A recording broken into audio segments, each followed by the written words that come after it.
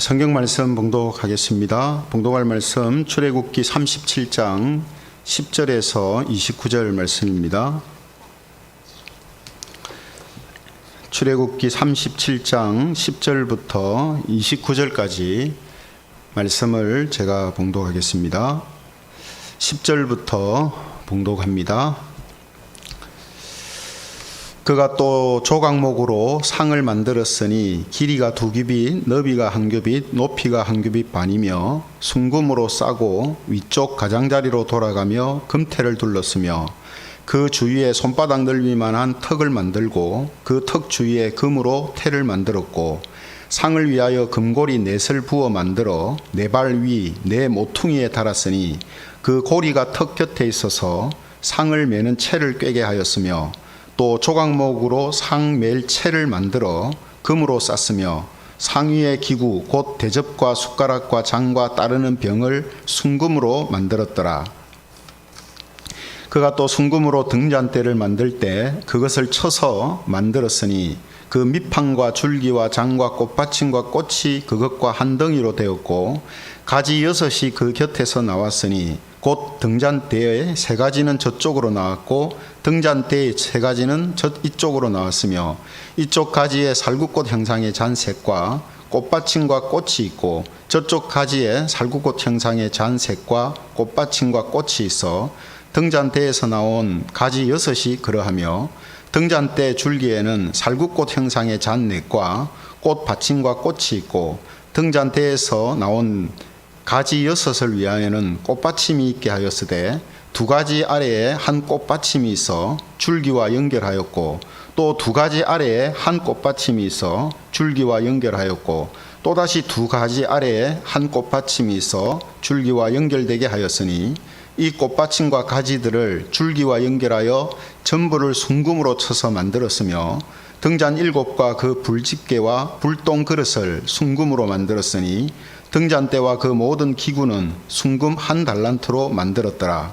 그가 또 조각목으로 분향할 제단을 만들었으니 길이는 1규빗이요 너비도 1규빗이라 네모가 반듯하고 높이는 2규빗이며 그 뿔들이 제단과 연결되었으며 제단 상면과 전후 좌우면과 그 뿔을 순금으로 싸고 주위에 금테를 둘렀고 그 테 아래 양쪽에 금고리 2를 만들었으되 곧 그 양쪽에 만들어 제단을 매는 채를 꿰게 하였으며 조각목으로 그 채를 만들어 금으로 쌌으며 같이 읽겠습니다. 거룩한 관유와 향품으로 정결한 향을 만들었으되 향을 만드는 법대로 하였더라. 아멘. 네, 오늘은 이 시간에 성소와 예수 그리스도라는 제목을 가지고 하나님 말씀을 함께 살펴보겠습니다.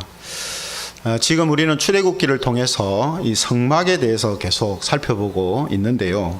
성막에 관한 말씀이 시청각 교육이 아니고 글씨로 되어 있기 때문에 이 글만 읽어가지고는 이 성막에 대한 모양이나 또 크기 같은 것도 이해하기가 어렵습니다.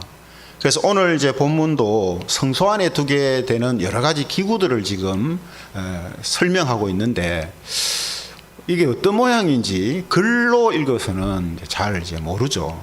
그래서 이제 제가 오늘 이 시간에 먼저 그림을 통해서 오늘 본문에 나오는 이 성소 안의 기구들을 좀 보여드리고요.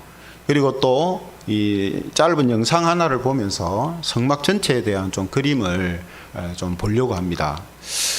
그래서 오늘 이 시간에는 뭐 어떤 설교의 어떤 영적인 의미를 전달하기보다는 성막에 대하여서 좀 설명을 하는 방식으로 그렇게 좀 보면 좋겠습니다. 왜냐하면 성막에 관련된 말씀을 하는데 성막이 어떻게 생겼는지도 전혀 모르는 상태에서 영적인 의미반을 다룬다면 그것도 또 균형 잡히지 않을 수가 있기 때문에 오늘 이 시간에는 성막이 어떻게 생겼고 또 그 성소 안에 있는 기구들이 어떻게 생겼으며 또 마지막에는 간단하게 예수님과 연결해서 그것이 어떤 의미를 가지는가 하는 부분으로 마무리를 하려고 합니다.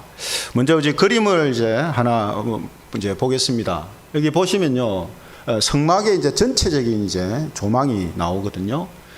그래서 여기 보시면 이제 성막은 세 세 이제 지역으로 구분이 되죠. 여기 성막뜰하고 그다음에 여기 성소하고 맨 안쪽에 지성소, 그죠? 지성소 이렇게 세 이제 구분 세 가지로 구분이 됩니다.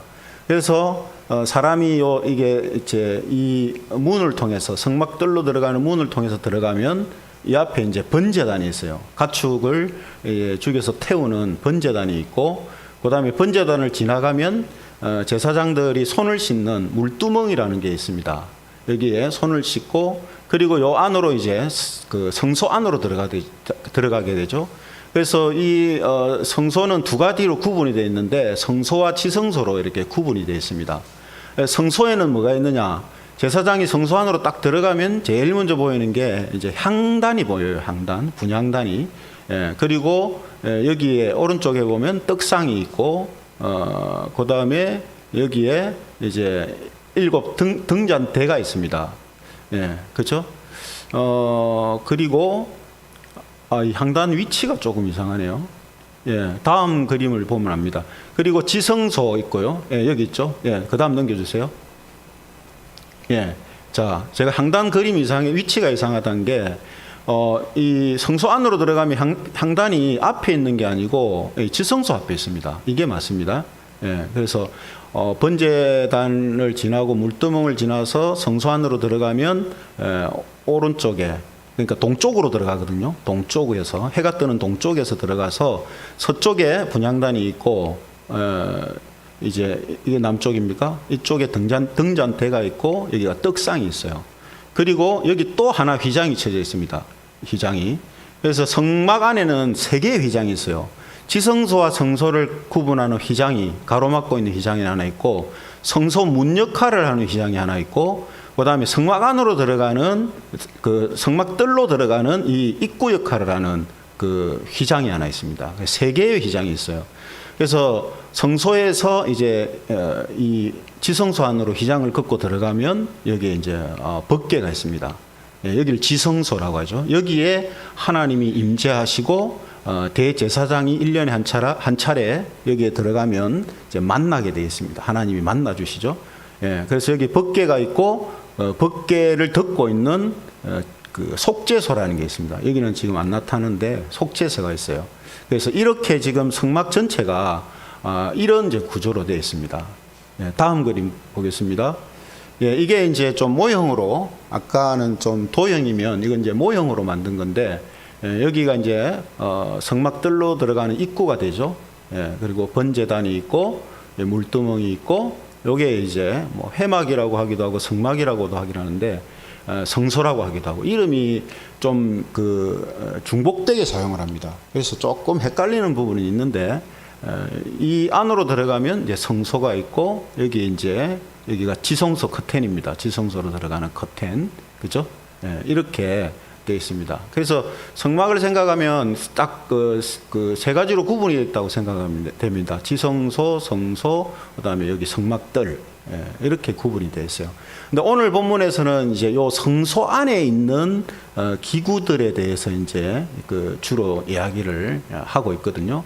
근데 오늘 사실은 37장 그 10절부터 읽었는데 37장 1절에서 9절까지는 이 지성소 안에 있는 그 법궤하고 속죄소에 대해서 설명을 하거든요. 그래서 하나님께서 모세한테 이제 이 성막을 만들라고 하면서 그 모양이나 식양을 알려주실 때는 바깥쪽에서 들어가는 방식으로 알려주셨는데, 지금 성막을 이제 건축하고 있단 말이죠. 제작하고 있는 것을 설명할 때는 지성소 안쪽에서부터 바깥쪽으로 나오는 형식으로 이제 설명을 이제 하고 있습니다. 자, 그래서 그 다음 그림을 보면요. 이게 이제 오늘 본문은 아닌데 37장 1절에서 9절까지 해서 설명하고 있는 법궤입니다. 법궤. 이 밑에가 법궤고 궤짝이죠. 궤짝. 그래서 법궤. 하나님의 율법인 십계명이 돌판이 들어가 있다 해서 이제 법궤라고 하는데 궤짝이죠. 궤짝. 그리고 요 위에 있는 게 속죄소입니다. 속죄소. 그리고 요 두 가지 모형은 그 그룹이라고도 하고 천사라고도 하죠. 날개를 펴서 속죄소를 이렇게 덮고 있는 형태를 가지고 있습니다. 예, 그래서 대제사장이 1년에 한 번 지성소 안으로 들어가서 어린 양의 피를 이 속죄소 위에 붓게 돼요. 예, 이걸 붓습니다. 그럼 하나님께서 그 속죄소에 붓는 피를 보시고 이스라엘 백성들의 죄를 용서하시고 이스라엘과 만나 주시는, 이스라엘을 용납하시는 이런 이제 일이 일어나게 되는 거죠. 그래서 이제 성막은 광야 생활하는 동안 하나님께서 만들라고 주셨기 때문에 광야 생활은 계속해서 옮겨야 되잖아요. 그죠? 텐트를 쳤다가 다시 젓고 또 옮기고 이래야 되니까 여기 이제 이렇게 꽤 뚫는 꾀를 하나 만들어서 이렇게 끼워 가지고 제사장들이 어깨에 메고 이렇게 옮기는 이런 방식으로 이제 만들어져 있어요. 이게 이제 1절에서 9절까지 설명입니다. 그 다음 제 그림 보면요. 이게 이제 성소 안에 있는 떡상이에요. 떡상. 아까 그 성소 안에 떡상이 있댔죠. 떡상에 대한 이제 말씀이 오늘 이제 본문에 보면은 10절부터 16절까지가 떡을 항상 차려놓는 떡상을 만드는 것을 10절부터 16절까지 설명을 하거든요. 그래서 여기에는 12지파를 상징하는 12개의 떡을 이렇게 진설을 해놨습니다. 진설. 그래서 요 떡상을 어떻게 만드는가 하는, 이것도 역시 이게 고리가 있죠. 여기에. 그래서 나무나 짝대기를 딱 끼워서, 막대기를 끼워서 옮길 수 있도록 그렇게 이제 해놓은 겁니다. 다음 그림요. 이거는 이제 등잔대입니다. 등잔대. 그래서 이게 총 이제 7개죠. 7개 등잔대가 되어 있는데, 지금 등잔대에 대한 말씀은 17절부터 22절까지, 오늘 본문에 보면 17절부터 22절까지 살구나무의 형상으로 만들어서 이렇게 살구꽃 받침으로 이렇게 만들도록 되어 있습니다. 그래서 지금 성소 안에 있는 기구들은 전부 금으로 다 만들게 되어 있어요. 금으로 만들게 되어 있고요. 그 다음 그림요. 이게 이제 분향단입니다. 아까 제가 분향단 위치가 어디 있댔습니까? 요 지성소 커튼 앞에 있습니다. 성소 입구에 있는 게 아니고 지성소 커튼 앞에 있어요. 그래서 분향단은 이런 그대로 향을 계속해서 이제 여기에 향을 넣어서 향을 피우는 곳입니다. 그래서 성소 안에는 이렇게 세 가지가 지금 갖추어지도록 되어 있죠. 떡상, 분향단, 그리고 등잔대. 그래서 오늘 이제 본문은 25절에서 이제 29절까지가 향을 피우는 이 분향단을 만드는 내용으로 그렇게 되어 있습니다. 그러니까 오늘 본문은 다 성소 안에 있는 물건들을 만드는 것과 관련해서 지금 설명을 이제 해주고 있죠. 다음 그림요. 자, 이게 이제 성소 입구 쪽에서 이렇게 바라본 모양이거든요. 분향단이 저 안쪽에 있고, 이 휘장에는 천사들을 4가지 실로 수놓아 가지고 휘장을 이렇게 만들어 놓고, 그죠? 그 다음에 여기 떡상, 그 다음에 여기 등잔대, 이렇게 안이 이렇게 되어 있습니다. 그 다음요. 그럼 이제 영상을 한번 보겠습니다. 영상을 보시면 성막의 구조가 어떻게 되는가 알 수가 있거든요. 출애굽한 이스라엘 백성들에게는 첫 번째 성소였던 성막, 이곳은 하나님이 계시는 거룩한 곳이다. 소리 좀 올려주세요. 하나님께서 백성들과 만나주셨던 만남의 자리였습니다. 성막의 울타리에서부터 성막의 내부까지, 구조는 물론이고 재료 하나까지도 하나님의 손길이 거치지 않은 곳이 없는 성막. 이 성막은 구원은 그저 주어진 것이 아니며 예배가 얼마나 복된 자리인지를 깨닫게 해줍니다. 구약 성경에 나온 성막이 글로 표현되어 있기 때문에 이해를 돕기 위해 성막이 어떻게 생겼는지, 그리고 그 구조는 어떻게 되어 있는지를 오늘 함께 알아가 보자 합니다. 하나님께서 광야 40년 동안의 가나안 땅을 향해 오시면서 하나님과 이스라엘 백성들이 만났던 그 성막은 사실 하나님께서 거룩이 뭔지, 그리고 하나님께 나아가는 그 백성들의 마음은 어떤 거였는지 볼 수 있는 아주 중요한 매개체입니다. 이 성막은 예수님으로 인해서 모든 휘장이 갈라짐에 따라 예수님께서 보내주신 성령 시대를 살아가는 우리이지만, 하나님께 나아가는 그 거룩한 마음을 배우기 위해서 우리는 성막을 볼 필요가 있습니다. 성막은 출애굽기 25장과 26장에 성막을 치면 12지파가 텐트를 치고 성막 주위를 뺑 둘러서 이렇게 세세하게 가르쳐 주십니다. 있도록 하셨죠. 그리고 이 모든 재료는 이스라엘 백성들로 하여금 기쁘게 내는 것을 받아서 지으라 명령하시죠. 단 하나뿐인 성소의 문이 있는 동쪽을 기준으로 번제단, 물두멍, 그리고 성막이 있는데 성막에 들어가게 되면 성소와 지성소가 있습니다. 동쪽인 성막의 입구로 들어와서 예물을 드리게 되는데 번제단을 기준으로 북쪽에서 예물을 드리는 사람이 가축을 잡습니다. 그렇게 해서 잡게 된 가축의 피를 가져다가 번제단 네 모퉁이에 있는 번제단의 뿔에 피를 묻히고 가축을 번제단 위에다가 올립니다. 그렇게 태우게 되면 그것은 화제로서 하나님 앞에 향기로운 냄새로 드려지는 것이죠. 번제단에서 조금 더 이동하게 되면 그 앞에 물두멍이 있습니다. 물두멍에서는 제사장들이 손이나 발을 씻도록 되어 있습니다. 이때 손이나 발을 씻지 않고 성막 안에 들어가게 되면 제사장은 반드시 죽게 됩니다. 성막 안에 있는 성소를 보면 그 바깥에는 해달 가죽으로 덮여져 있습니다. 그 안에 들어가게 되면 나오는 곳이 바로 성소입니다. 이 성소에는 제사장들만이 들어올 수 있습니다. 제사장들이 들어오면 입구인 동쪽을 기준으로 서쪽인 지성소 앞에는 분향단이 있습니다. 이 분향단에는 지정된 향을 섞어서 만든 것을 태움으로써 거룩한 향기를 냅니다. 성소에서 북쪽에 보이는 것이 바로 떡상입니다. 떡상은 하나님 앞에 떡을 차려서 놓는 것을 말하는데 12장의 진설병을 두 줄로 6장씩 쌓아 놓습니다. 그리고 성소의 남쪽에는 살구나무 꽃 모양을 한 등잔대가 있습니다. 이 성소 안에 더욱 거룩한 곳은 바로 지성소입니다. 지성소에는 대제사장만이 들어갈 수 있는데 1년에 딱 하루 있는 속죄일에만 들어갈 수 있습니다. 이 지성소 안에는 언약궤가 있습니다. 언약궤 위에 있는 것이 바로 속죄소인데 그룹이라고 하는 천사 2명이 서로 날개를 맞대고 언약궤를 덮고 있는 모습을 가집니다. 법궤 안에는 3가지 물건이 들어있습니다. 첫째는 시내산에서 모세가 하나님께로부터 받은 2 돌판이 있고, 두 번째는 광야 40년간 하나님께서 먹여주신 만나, 그리고 세 번째는 아론의 쌍난 지팡이입니다. 이렇게 해서 보면 이스라엘 백성은 이 법궤를 40년 내내, 그리고 가나안 땅에 들어와서까지도 하나님께서 주신 말씀을 기억하고 일용할 양식을 주신 하나님을 기억하면서 이 법궤를 늘 기도와 예배의 중심에 놓았던 것을 볼 수 있습니다. 하나님께 나아오는 그 마음을 배우기 위해서 우리는 구약 성경에 나오는 성막에 대해서 알아볼 필요가 있습니다. 네, 성막에 대해 자세하게 묵상한다면, 자, 성막에 대해서 이제 우리가 쭉 봤는데요. 이제 그림하고 영상하고 이렇게 같이 보시니까 조금 이해가 좀 될 겁니다. 그죠? 등잔대가 저렇게 생겼고 떡상이 저렇게 생겼고 분향단이 저렇게 생겼구나, 이런 이제 생각을 이제 가질 수 있을 겁니다.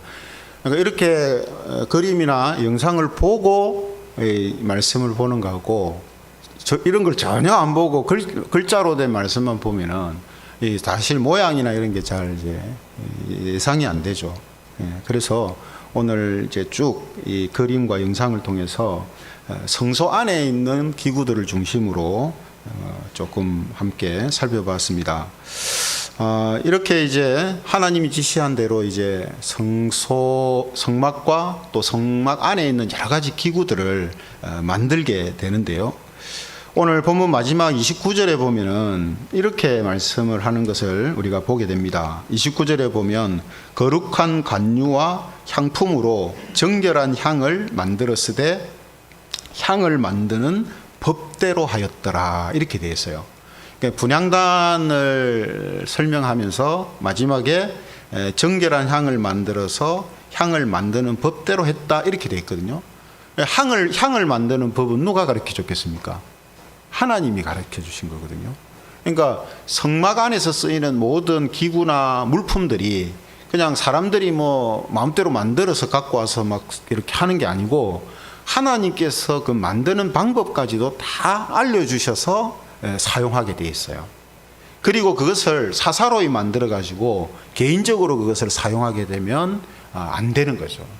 그래서 이런 오늘 29절 성소에 관한 말씀을 하시면서 마지막에 향을 만드는 법대로 했다라고 말하는 것은 앞에 그런 표현들이 안 나왔지만 앞에 뭐 떡상이라든지 또 이 등잔대라든지 또 분향단이라든지 이런 것 전부가 하나님께서 말씀하시는 그 법대로 명령대로 다 만들어졌다라는 것을 이제 보여주는 것이죠. 그래서 성막을 만들어가는 데 있어서 가장 중요한 게, 그리고 하나님이 계속 강조했던 게 그겁니다. 하나님이 명령하신 그대로 만들라. 명령하신 그대로 만들라. 왜 명령하신 그대로 만들라고 했겠습니까? 아까 우리가 영상에서 이제 봤습니다만 어떤 예배의 중요성, 거룩의 중요성, 물론 이제 그런 요소들도 있어요.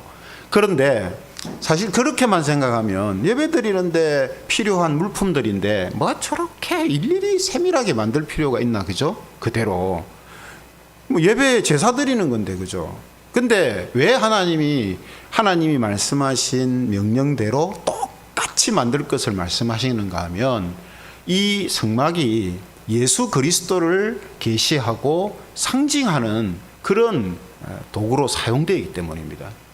그러니까 그것을 정확하게 계시해 주려면 하나님께서 만들라고 하신 그대로 만들어져야 되고, 그죠? 또 그런 것들이 사용되어져야 되죠.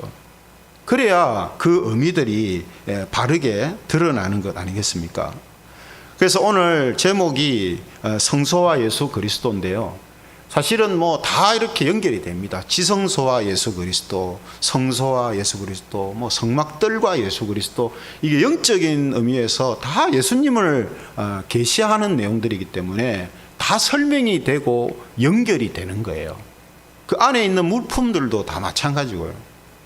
그래서 우리가 물론 이제 정확하게 100% 그런 의미를 가졌다라고 정확하게 우리가 확신할 수는 없지만, 성경의 여러 가지 증언들과 말씀들을 통해서 이런 것이 지금 그렇게 연결되는구나 하는 것을 우리가 어느 정도는 알 수가 있다라는 것입니다.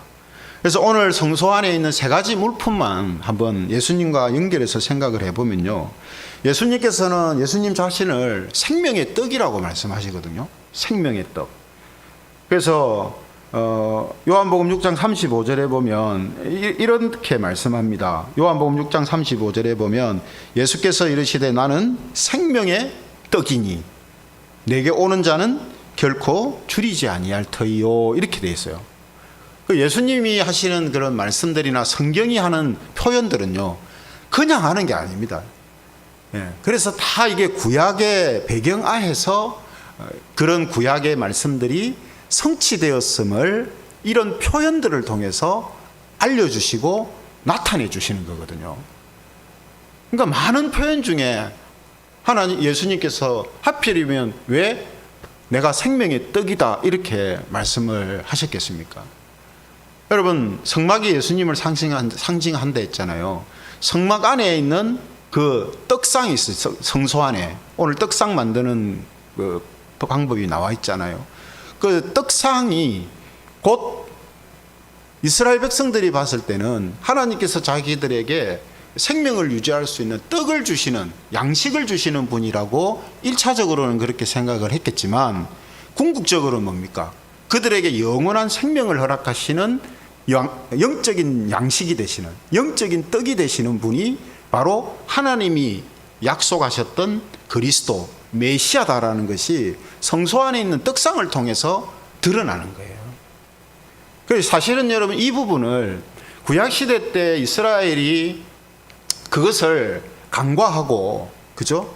어떤 하나님께서 메시아에 대한 예언과 그 예언을 성취해 가시는 그 하나님의 역사에 대해서 관심을 가지지 않고 오직 자기 민족, 어떤 민족주의적인 개념에서의 그 유대교를 자신들이 만들고 신봉해가는 그런 과정에 있었기 때문에 하나님의 약속에 대해서 그들이 관심이 없었기 때문에 이런 부분들이 구약시대에는 밝히 드러나 있지를 않아요. 그러나 하나님께서 이러한 것들을 통해서 분명히 하나님이 약속하신 메시아에 대한 성격을, 메시아는 어떤 성격을 가지고 있고 어떤 특징을 갖고 있는가 하는 것을 성막을 통해서 나타내시려고 한 거거든요. 하지만 구약시대는 유대인들이 자기들의 어떤 욕심, 정욕에 빠지는 이런 모습을 통하여서 하나님을 향한 신앙을 잃어버리고 혹은 변색되어져 버리는 이런 현상이 일어났기 때문에 이런 부분들을 그들이 알지를 못한 거죠. 그런데 이제 예수님께서 이 땅에 오시고 또 사도들을 통해서, 사도들이 다 뭡니까? 유대인들이잖아요. 그러니까 유대인들은 이런 정서를 알고 있단 말이에요. 의미는 몰라도. 근데 예수님께서 그런 부분들을 말씀하시고 설명하시고 또 성령님을 통해서 이런 부분들을 그들이 깨닫게 될 때에 이게 그렇게 연결되는구나 하고 모두가 놀라게 되는 거죠. 그래서 오늘 예수님께서 자신을 생명의 떡이다라고 말씀하셨던 것은 바로 오늘 성소 안에 있는 이 떡상에 진설되어 있는 이 떡을 통해서 예수님이 오실 메시아가 생명의 떡이 되신다라는 것을 나타내시는 그런 계시의 현상이다라는 거죠. 그리고 또 무엇이 있었습니까? 등잔대가 있었죠. 등잔대. 그래서 성경은 예수님을 표현할 때 빛이라는 표현을 자주 쓰거든요. 요한복음에서도 빛이라고 표현하고 요한 1서에서도 빛이라고 표현하고 태초부터 있는 생명의 빛이라는 표현까지 있습니다. 그러니까 물론 이제 빛이라는 표현이 뭐 좋은 표현이고 또 어떤 의미에서는 이제 중요한 이제 표현을 할 때에 잘 사용할 수 있는 단어입니다만 예수님을 빛이라고 하고 참 빛이라고 하고 생명의 빛이라고 하고 이 빛으로서 계속 묘사하는 것은 우리가 성막이라는 개념만을 가지고 딱 봤을 때는 성소 안에 그죠 이 등잔대가 그리고 그 등잔대에 밝혀져 있는 그 등잔의 그 밝음을 지금 이야기하는 겁니다. 그래서 여러분 이 성막 자체가 어떻게 되어 있습니까? 안은 캄캄하죠. 창문도 없고 4가지 천으로 가죽으로 다 덮여 있어요. 그러니까 안에 그냥 들어가면 깜깜한 거예요. 근데 등잔대 불이 딱 켜져 있으니까 깜깜하지가 않은 거죠. 여러분, 그러니까 이런 게 다 이유가 있는 거예요. 그냥 여러분, 건물을 지을 때 이리 짓는 사람이 어디 있습니까? 건물을 짓는데 가장 기본적으로 빛이 들어올 수 있는 문이나 창문을 먼저 내잖아요. 근데 하나님은 전혀 창문 이런 건 없고 완전히 오히려 막 다 덮어버려요. 4가지 천과 가죽으로 다 덮어가지고 빛은 조금도 못 들어오게 다 막아버린단 말이에요. 그리고 나서 하나님이 또 시킨 게 뭡니까? 그래 놓고 등잔을 그 안에 켜래요. 이거는 건축학적으로 봐도 그렇고 생활적으로 봐도 그렇고 말이 안 되죠. 그냥 창문만 내면은 1년 내내 등잔에 불 안 피워도 되잖아요. 그게 훨씬 실용적이잖아요. 근데 왜 이렇게 하셨겠어요? 그 안에 구조 자체가 캄캄한 곳에 그 등잔이 불이 탁 켜져 있음으로 해서 그 성소 안이 환하게 밝아져 있단 말이에요. 그러한 것을 통해서 지금 하나님이 약속하신 메시아는 이 세상에 깜깜한 어둠과 같은 세상에 빛으로서 오시는 참빛이시요 생명의 빛으로 오시는 분이시다라는 것을 지금 성소를 통하여서 성소 안에 있는 이 등잔대를 통하여서 나타내시고 또 보여주시는 것이죠. 또 오늘 이제 3번째 분향단 같은 경우도 향을 계속 이제 피우지 않습니까? 그래서 우리가 예수님의 그 십자가의 죽으심과 희생을 표현할 때 예수님에 대하여서 향기로운 제물이 되셨다라는 표현을 자주 씁니다. 향기로운 제물이 되셨다. 그러니까 여러분 이 향은 이제 하나님께 연락되고 하나님께 드려지고 하나님께 나아가는 하나의 상징적인 요소가 되는 거예요. 그래서 이스라엘 백성들은 죄로 인하여서 하나님께 나아가지 못합니다. 근데 향은 피우면 하늘로 올라가잖아요. 그죠?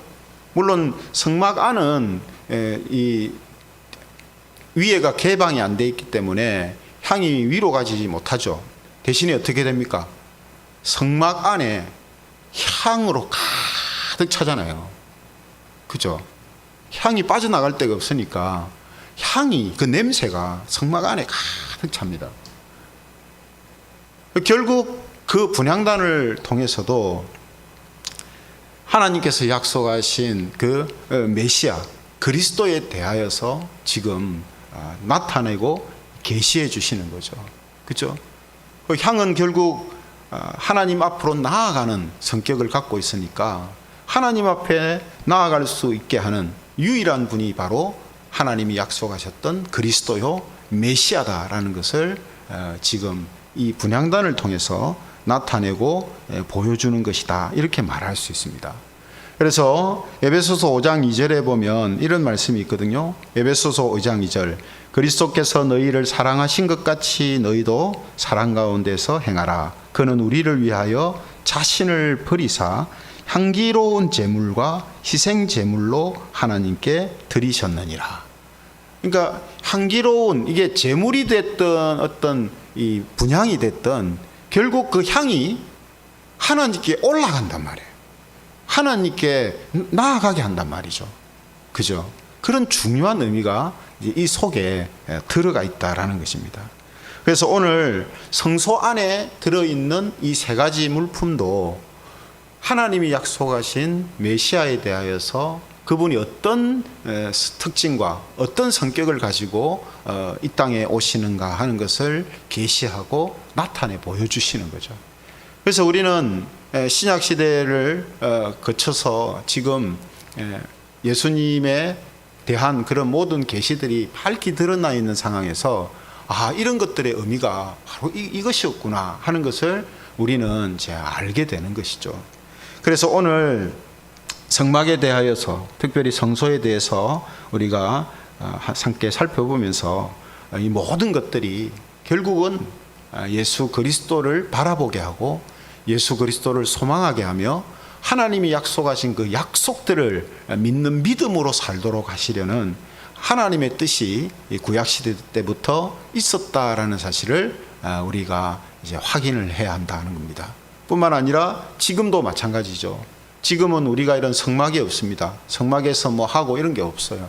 그러나 조금 전에 제가 다 설명드린 것처럼 이미 우리는 예수님께서 생명의 떡이 되신다는 것, 또 이 세상에 생명의 빛과 참 빛으로 오셨다는 것, 또 하나님 앞에 나아가게 하시는 향이 되신다는 것, 또 우리가 하나님께 나아갈 수 있게 하시는 그런 분이 되신다는 것, 이런 의미들을 우리는 다 알고 있어요. 그죠? 그럼 알고 있는 것으로 끝나면 안 되죠. 그 알고 있는 것을 우리가 어떻게 해야 됩니까? 기억하고 또 그것을 우리가 잊어서는 안 됩니다. 왜냐하면요, 예수님이 그런 분이시다라는 걸로 끝나는 게 아니거든요. 예수님이 그런 분이신데 그런 분을 우리가 우리 마음에 모시고 있단 말이에요. 그런 분을 우리가 믿고 있단 말이죠. 그래서 우리를 그리스도인이라고 하잖아요. 그러면 그분이 내 안에 있고 내가 그분 안에 있다고 하면 예수님의 그런 모습들이 우리를 통해서 투영되고 나타난단 말이죠. 예수님처럼은 안 나타나더라도 그죠? 나타난단 말이에요. 그래서 성경은 우리에게 뭐라고 합니까? 너희가 세상의 빛이다. 예수님이 그러잖아요. 너희는 세상의 빛이요, 너희는 세상의 소금이다. 예수님이 지금 이 땅에 안 계시는 가운데 있어서 생명의 빛의 역할을 하고 또 세상을 밝히는 역할을 하고 또 생명의 떡을 보여주고 전달해주는 역할을 할 수 있는 사람들이 바로 그리스도인들이다. 그렇게 성경은 연결해서 우리가 이 땅에서의 삶이 그냥 아무렇게나 그냥 살아가는 삶이어서는 안 된다라는 것을 우리에게 보여주고 있습니다. 그래서 우리가 오늘 이런 말씀들을 살펴보면서 다시 한번 예수님께서 바로 그런 분으로 이 땅에 오셨고 그분을 믿는 우리들에게도 예수님의 그 모습과 특징들이 나타나게 돼 있다는 것. 그래서 우리를 세상은 그리스도의 사람들이다, 그리스도인이다, 그리스도의 모습들이 나타나는 사람들이다 라고 부른다는 것. 이것을 우리가 꼭 기억하기를 원합니다. 그래서 내일부터 우리가 세상 속에 흩어져 각자 살아가지만 우리의 삶의 현장 속에서 오늘 예수님이 말씀하신 것처럼 세상의 빛, 또 세상의 소금, 세상의 향으로서 이렇게 생활하면서 예수님을 통해 우리가 어떤 존귀한 자들이 되었는가 하는 것을 생각하고 또 우리에게 맡겨주신 그러한 그리스도인들로서의 사명을 감당하면서